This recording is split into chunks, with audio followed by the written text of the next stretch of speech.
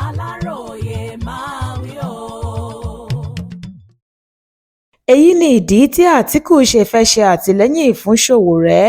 Igbákejì ààrẹ ilẹ̀ wa tẹ́lẹ̀ tó tún jẹ́ olùdíje fúnpò ààrẹ ẹlẹ́gbẹ́ òṣèlú PDP lásìkò ìbò ọdún 2023 Alhaji Atiku Abubakar ti fohùn rẹ̀ ṣàtìlẹ́yìn fún Ọmọyẹlé Sowore, ọkùnrin ajìjàgbara ilẹ̀ wa tóun náà dupò ààrẹ ẹlẹ́gbẹ́ òṣèlú AAC lásìkò ìbò tó lọ nítorí kí wọ́n lè tètè tú Nnamdi Kanu, ajìjàgbara àti olórí àwọn ẹ̀yà ọmọ Ìgbò tí wọ́n fẹ́ gba orílẹ̀-èdè Biafra fúnra wọn, ìyẹn Indigenous People of Biafra IPOB, kúrò látìmọ́lé. Àtìkù ṣàpèjúwe bí wọ́n ṣe fi ọkùnrin ọ̀hún sátìmọ́lé láti ọjọ́ yìí láì sọ pàtó ìgbà tí wọ́n máa tú sílẹ̀ bí àbàwọ́n lórí ìgbàgbọ́ ilẹ̀ Nàìjíríà lórí ètò ìdájọ́ àti ìdájọ́ òdodo.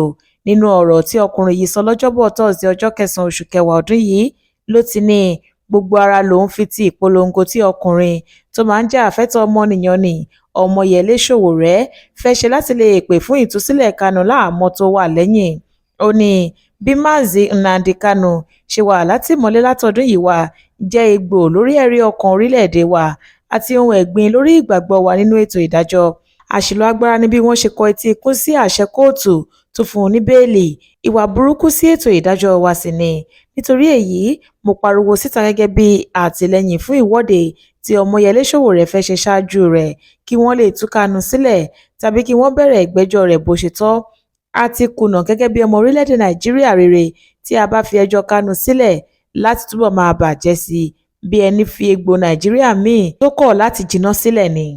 Ṣáájú àkókò yìí ni Sowore ti ké sáwọn gómìnà apá gúúsù ìlà oòrùn orílẹ̀-èdè yìí, àwọn aṣòfin orí adé àtàwọn adarí ẹ̀sìn lágbègbè náà láti darapọ̀ mọ́ ìfẹ̀hónúhàn náà láti lè jẹ́ kí Kanu gba òmìnira. Lọ́jọ́rú Wednesday ọjọ́ 8 oṣù yìí tí Sowore ké sáwọn èèyàn yìí ló sọ wípé òun ti kàn sáwọn èèyàn pàtàkì láàrin àwọn adarí ẹ̀yà Ìgbò, àwọn èèyàn bíi ọ̀jọ̀gbọ́n Chukwuma Soludo tí í ṣe gómìnà ìpínlẹ̀ Anambra, gómìnà dókítà Alex Otti ti Abia, sẹ́nẹ́tọ̀ Enyinnaya Baribe àti Peter Obi tí í ṣe olùdíje sípò ààrẹ ẹlẹ́gbẹ́ òṣèlú Labour Party lọ́dún 2023. Bákan náà ni Sowore sọ wípé òun ránṣẹ́ sí Àtíkù fúnra rẹ̀ látọ̀dọ̀ àwọn ikọ̀ rẹ̀ nítorí àtìlẹ́yìn ọkùnrin igbákejì ààrẹ tẹ́lẹ̀ náà yóò mú kí ariwo ìpolongo ìbò àwọn rinlẹ̀ dáadáa kí ó sì débi táwọn fẹ́ ní kíá.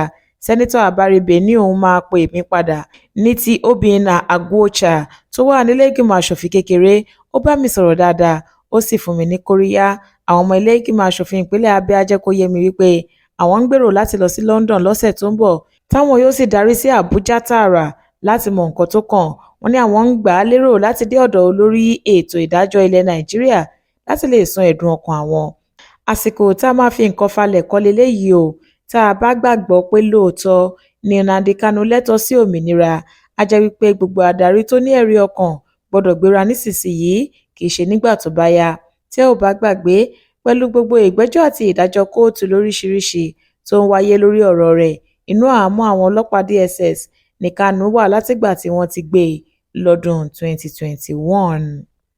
Ìwà ìgbésùnmọ̀mí, ìdàlúrú, ìwà ọ̀dàlẹ̀ sí orílẹ̀-èdè ẹni àtàwọn ìwà ẹ̀sùn míì ni wọ́n fi kàn án níwájú ilé-ẹjọ́, ṣùgbọ́n ọkùnrin náà kọ̀ jálẹ̀ wípé òun kò ṣẹ̀. Monísọ́lá Sàká ló ṣe àkójọpọ̀ ìròyìn yìí fún ìkànnì Aláròye Online TV.